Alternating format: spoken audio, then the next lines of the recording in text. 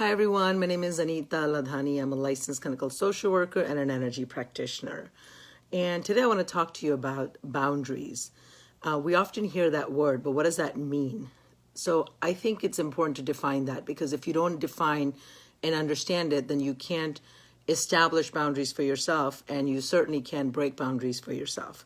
So there are two types of boundaries. There are boundaries that we create to keep ourselves safe and comfortable, and then there's boundaries that we have to, I guess there's only one type of boundary, right?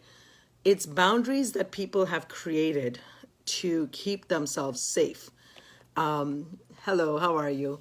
And so here's the deal, right? What happens? What happens is we have boundaries such as, for example, it's not polite to go and start going through someone's bookshelf. Something simple as that, right?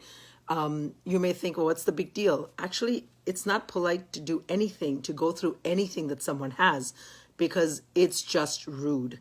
I don't even care if that's your, very, very good friend. Of course, if you're living together, that's a different story because you share a common space. But when you go into someone else's space, whether it's their office space, whether it's their home space, it's just polite to ask permission before doing something innocently as innocent as going through their bookshelf. It certainly is not okay to pick up someone's phone and start going through their messages or going through their phone pictures. It's certainly not okay to go through someone's purse or someone's wallet. I often, when I have my bag sitting at work and I want someone to grab something and I'm not close by, I'll say, well, just go through my bag and grab it. And people who understand boundaries will be like, no, I'm not comfortable going through your going through your bag. I'm going to wait. It's not comfortable just to go through people's things.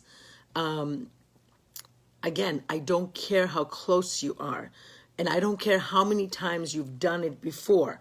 Unless you're living with the person, it's not okay, because it's just not. It's rude and it's inappropriate. And so, again, the only difference is if you're living with someone, fine. Even then, you have to respect their boundary in terms of you can't pick up your partner's phone and start going through it.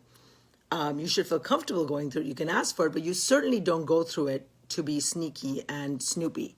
So those are the kind of boundaries, like as simple as I remember growing up and being taught that when you walk into someone's bedroom, even if it's my parents, I don't just pop up and sit on my parents' bedroom. Or if I'm going to visit a friend, I'm not just going to get up and go sit on her bed unless I ask permission, right? Or unless she says, or he says, jump on the bed, right? Then I'm like, okay, sure. Then I can sit on the bed and we can, talk, or we can watch TV, or I can, read a book or whatever it is, right? We can catch up. But that is, again, a very personal thing. So respecting people's boundaries is very, very important. Just be mindful, ask permission. It's really that simple. Because what happens is, I know that when I have someone, my space is very sacred to me. And when someone comes into my space and starts going through things, it kind of throws me off, because again, it's not about that I'm hiding anything, or it's not even about that I mind sharing, but it's just about respect. Be careful. Don't be intrusive.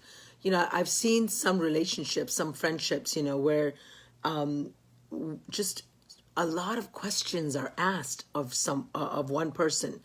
And I know it's completely innocent, but it's also very, very rude. It's about not respecting boundaries. You don't have to know everything that your friend or your partner is doing.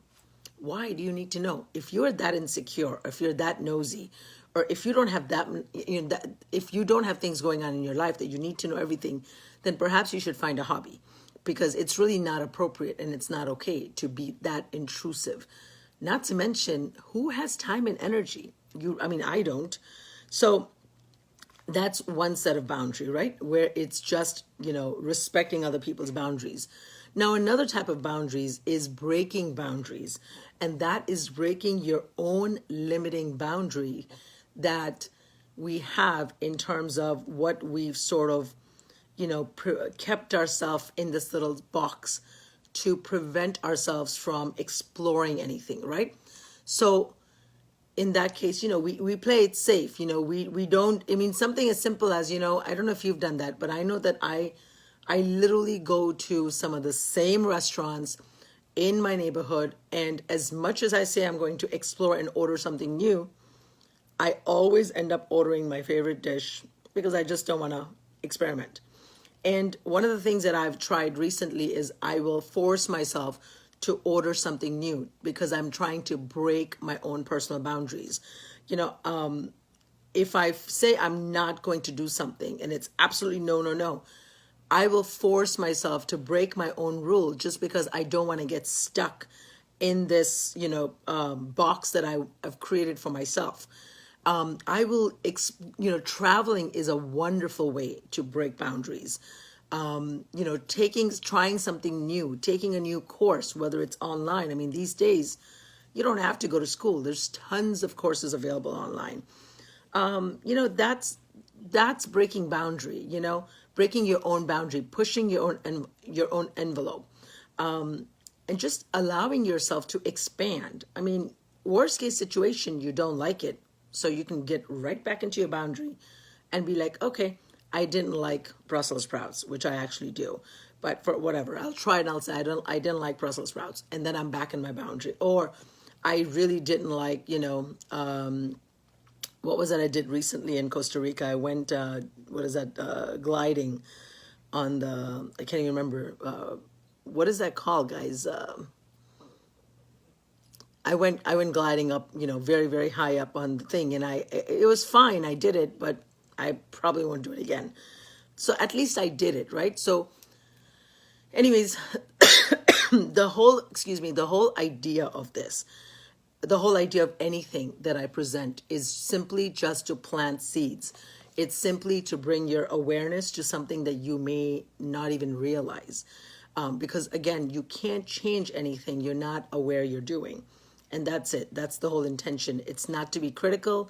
It's not to be judgmental, because trust me, I'm the most imperfect person I know. And I like myself with all my imperfections.